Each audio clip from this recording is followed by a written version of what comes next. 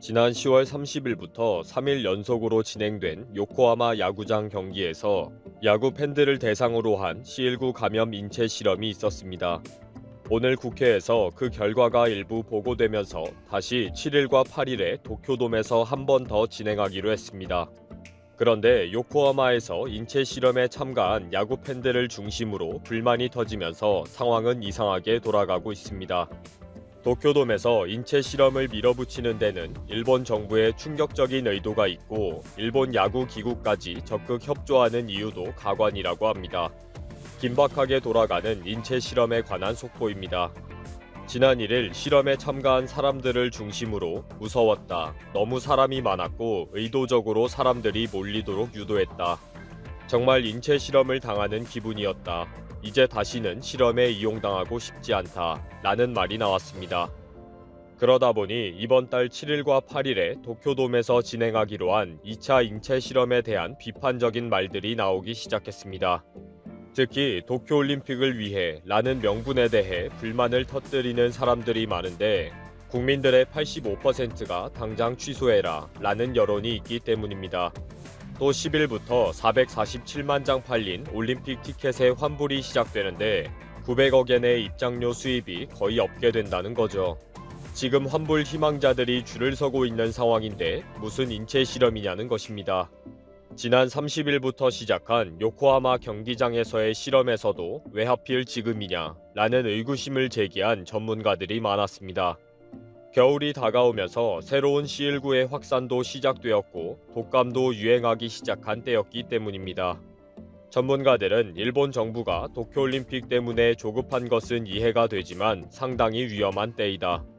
실험에 참가한 관객들은 마스크를 착용하고 응원과 식사를 조심해달라 라고 당부했습니다. 니시무라 야스토시는 오늘 중의원 회의에서 지난 요코하마 스타디움에서 C19가 확산되었다는 보고가 아직 없다. 앞으로 스포츠 등 대규모 이벤트의 입장을 완화해도 좋을 것이다. 실험을 위해 매점이나 출입구에 관중들을 밀집하도록 유도한 것은 실험을 위해 꼭 필요했다. 라고 밝혔습니다. 가나가와 현 지사도 4일 기자회견에서 선진 기술을 활용하고 직원들이 잘 유도해서 실험이 잘 진행된 것 같다. C19가 무섭다고 생각했다면 85%가 넘는 10,000원이 되지 않을 것이다. 라는 말을 했습니다.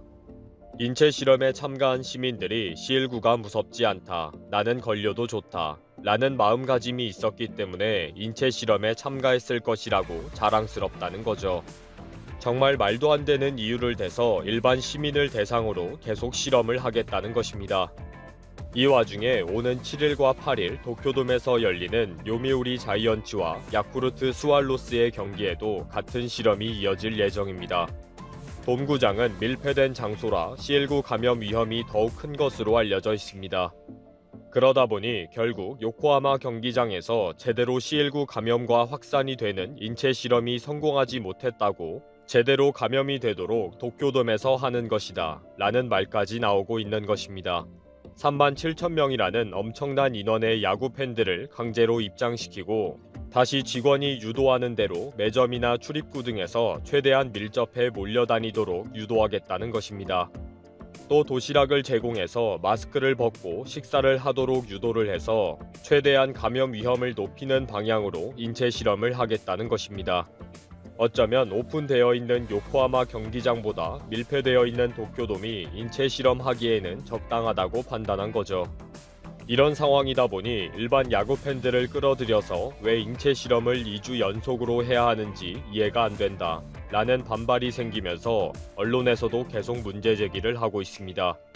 프로야구와 같은 스포츠와 대형 이벤트 등은 6월부터 진행된 무관중 경기가 7월부터는 상한 5,000명의 관객이 되었고 9월 19일부터는 수용 인원의 50%까지 입장이 가능한 것으로 확대가 되었습니다. 결국 정부는 50%로 인원이 제한된 상황에서는 C19의 감염 위험이 높지 않기 때문에 가능하면 100% 채워서 감염 위험을 높이는 방향으로 실험을 한다는 거죠. 또 실험을 의도적으로 80%, 90%, 100%로 채워나간다는 3일간의 실험은 무슨 의미가 있는지를 모르겠다는 비판도 있었습니다. 결국 80% 채워졌을 때와 100% 10,000원으로 채워졌을 때에 C19 감염이 더 심각하게 이루어지는 것인지를 확인하려고 하는 것이 아니냐는 것입니다. 만약에 80%는 괜찮은데 90%부터 감염이 되면 80%로 관중을 채우겠다는 의도라는 거죠. 또 일주일 후에 도쿄돔에서 이루어지는 야구 경기에서 다시 또 해야 하는 이유가 무엇인가 의아해하는 전문가들과 시민들이 많습니다. 언론이 확인한 바에 의하면 사이토 아스시 일본 야구기구 커미셔너가 일본 시리즈를 위해 의도적으로 적극적으로 협조하고 있다는 것입니다. 11월 21일에 개막하는 일본 시리즈에 많은 관중이 와야 하기 때문에 입장 관중의 상한선을 대폭 늘리기 위해 일본 정부의 제안에 호응하는 발언을 했다는 것입니다. 그동안 리그 경기 중에는 무관중 시합을 했다가 5,000명으로 제한했다가 이제 겨우 전체 입장 가능 관중의 50%로 풀리면서 각 구단과 일본 야구 기구의 수입이 크게 줄어들었다는 것입니다. 그래서 요코하마에서의 인체 실험 이후에도 사이토 커미셔너는 일본 정부와 협력해 다시 100% 꽉 찬 경기 관중에서 시합을 하기를 원했다는 것입니다. 그런데 문제는 이러한 인체 실험 사실을 나중에 알게 된 예매자들입니다. 이들은 결정 이전에 이미 표를 구입했다는 것입니다. 입장 관객을 전체의 50%로 제한했기 때문에 거의 대부분 미리 표를 예매했다는 것입니다. 이들은 원하지 않았는데 얼떨결에 시험대에 올라가게 생겼다. 이런 조치가 도저히 이해가 되지 않는다 라고 불만을 토로하고 있습니다. 야구 팬들은 팬들과 함께 라는 캐치프레이즈를 내세우면서 결국 팬들을 무시하고 결정한 것이라고 비난하고 있습니다. 그러면서 이미 표를 예매한 50%의 야구 팬들은 티켓을 하수구에 갖다 버릴 것이다. 결국 관전을 하지 않을 것이고 경기장은 빈자리로 넘쳐날 것이다. 인체 실험도 엉망이 될 것이다. 라면서 반발하고 있습니다. 일본 정부는 야구 팬들을 대상으로 감염 위험에 관한 데이터를 얻어서 일본은 이렇게 철저하게 올림픽 준비를 하고 있다 라는 자료를 만들려고 노력하고 있습니다. 일본 정부가 철저하게 준비를 하고 있기 때문에 도쿄올림픽에 참가해도 아무 문제가 없다는 인식을 심어주기 위해서입니다. 이러한 의도에 대해 이제 일본 국민들조차 정말 말도 안 되는 인체 실험이다 라고 반박을 하고 있으며 7일과 8일 도쿄돔에서의 실험에 보이콧을 하겠다고 합니다. 사람의 목숨을 가지고 장난치는 일본 정부나 일본 야구기구나 모두들 제정신이 아니네요. 삼성전자의 파운드리 사업부는 최신 기술 동향을 공유하고 협력을 강화하는 취지의 행사 세이프 포럼 2020을 온라인으로 개최했습니다. 많은 기업들이 비대면이었지만 참여를 했는데요. 그 중에서 가장 눈에 띄는 것은 바로 인텔 라자 코드리 수석 부사장이 참가를 했다는 것입니다. 다시금 삼성전자와 인텔의 협력 가능성이 수면 위로 떠오르고 있는 상황인데요. 이 코드리 부사장은 작년 4월에 용인의 기흥 사업장을 방문한 바 있었고 올해에는 세이프 포럼에 참여를 함으로써 삼성전자와 지속적인 관계 유지에 힘쓰고 있는 모습인데요.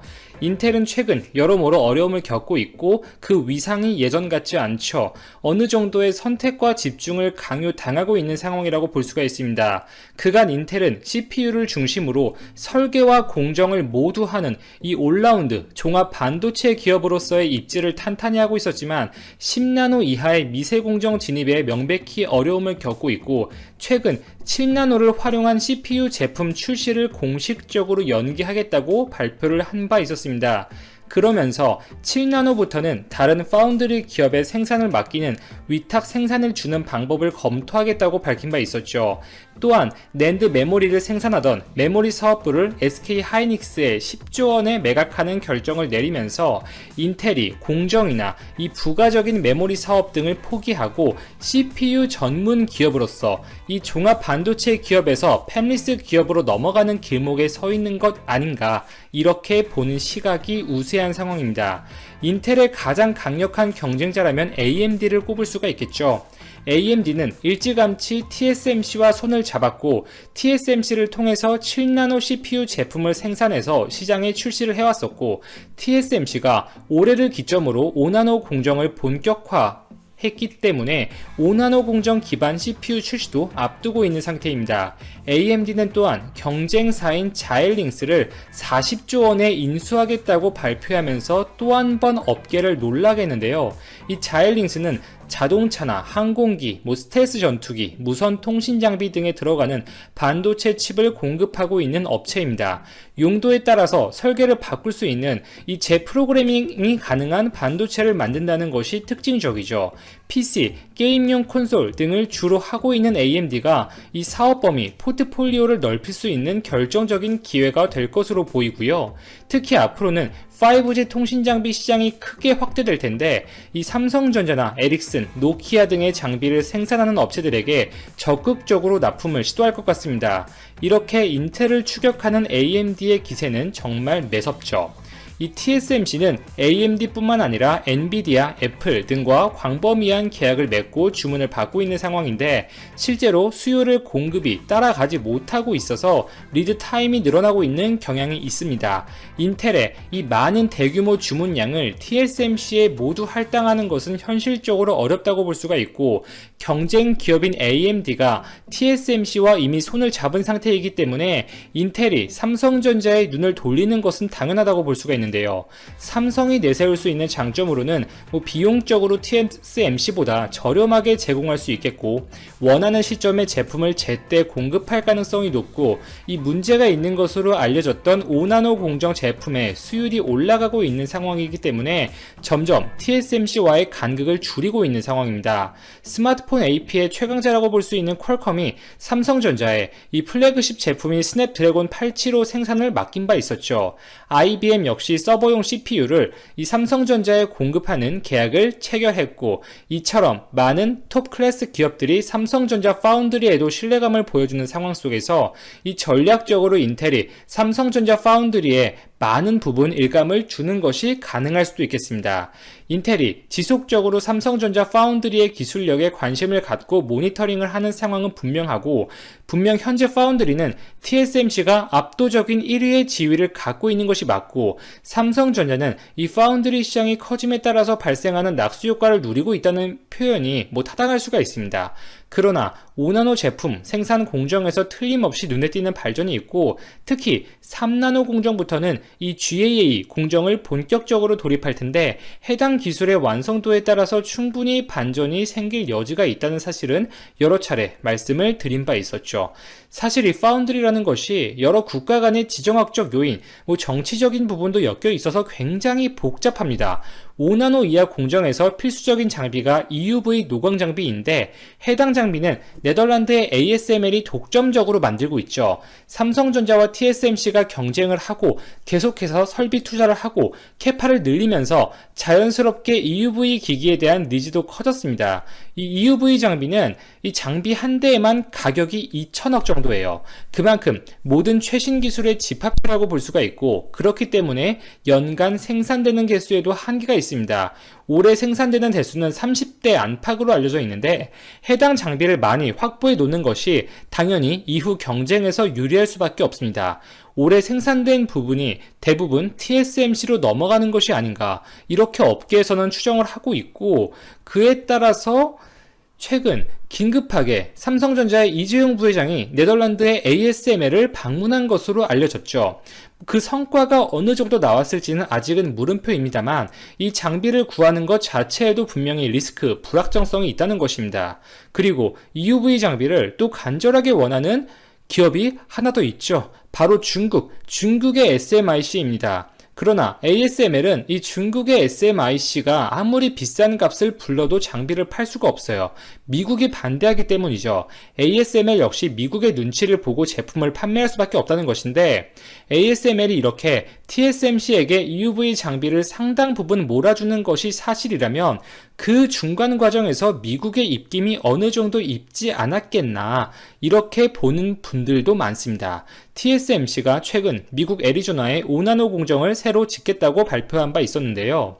그리고 TSMC는 이 EUV 장비 개발부터 어느 정도 ASML과 교감을 해왔었죠. 이러한 신뢰 관계들이 기반이 되어 있고 어쨌든 TSMC가 현 시점에서는 가장 잘 나가고 있으니 ASML이 TSMC에게 판매를 원하는 이 개연성은 상당히 높겠죠.